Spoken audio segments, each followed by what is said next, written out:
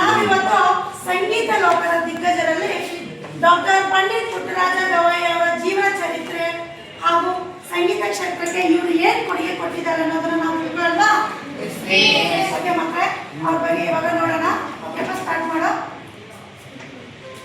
Doctor ಪಂಡಿತ ಪುಟ್ಟರಾಜ ಗವಾಯಿ ಅವರ ಜೀವನ ಚರಿತ್ರೆ.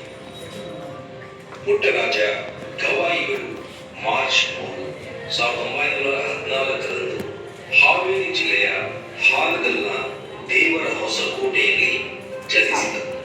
ತಂದೆ ರೇವಣ್ಣಯ್ಯ. ನೋಡಿ, ಪುಟ್ಟರಾಜ ಗವಾಯಿಗಳು ಯಾವ ಇಸ್ವಿಯಲ್ಲಿ ಹುಟ್ಟಿದ್ರು ಮಕ್ಕಳೇ? 1914 ಇಸ್ವಿ ಅಲ್ವಾ?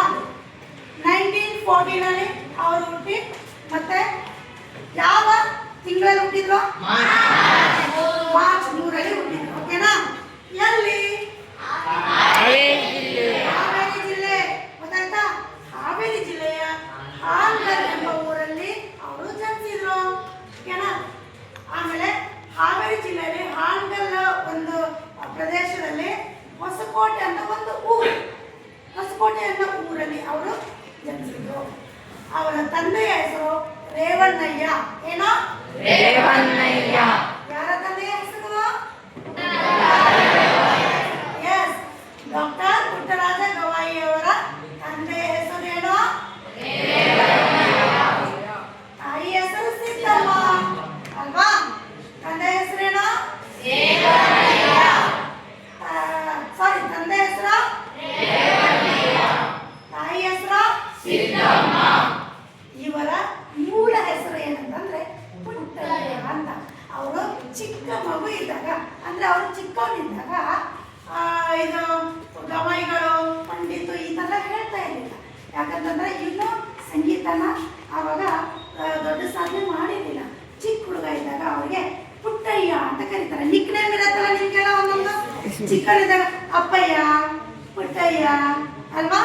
ಅದೇ ಥರ ಇಲ್ಲಿ ನಮ್ಮ ಇವರು ಪಂಡಿತ್ ಪುಟ್ಟರಾಜ ಗವಾಯಿಗಳು ಇವರು. ಓಕೆನಾ?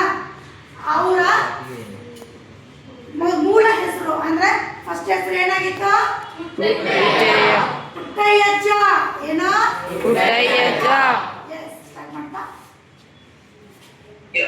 ಮತ್ತು ತಾಯಿ ಸಿದ್ದಮ್ಮ. ಇವರ ಮೂಲ ಹೆಸರು ಪುಟ್ಟಯ್ಯಜ್ಜ. ಸಂಗೀತದ ಜೊತೆಗೆ ಸಂಸ್ಕೃತ, ಹಿಂದಿ, ಕನ್ನಡ, ಛಂದಸ್ಸು, ಕೀರ್ತನೆಗಳನ್ನು ಬ್ರೈಲ್ ಲಿಪಿಯ ಮೂಲಕ ಕಲಿತರು. ತಮ್ಮ ಜೀವನವನ್ನು ಬ್ರೈಲ್ ಲಿಪಿ ಅಂದ್ರೆ ಗೊತ್ತಾ ಮಕ್ಕಳೇ? ಏನ್ ಗೊತ್ತಾ?